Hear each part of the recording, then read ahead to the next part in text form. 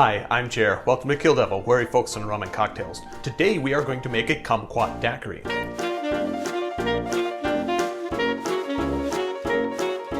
To make this drink, I am going to start with a syrup. 1 ounce of the Kumquat syrup, 1 ounce is 30 milliliters. Half an ounce of lime juice, half an ounce is 15 milliliters. And 2 ounces of rum, 2 ounces is 60 milliliters.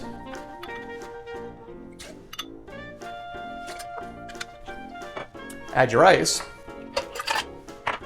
and give it a shake.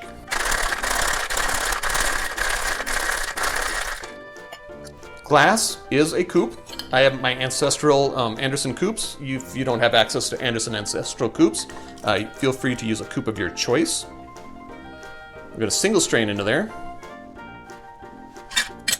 And garnish.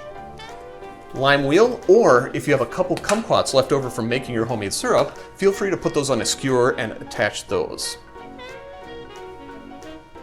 And there you have it. Kumquat Daiquiri.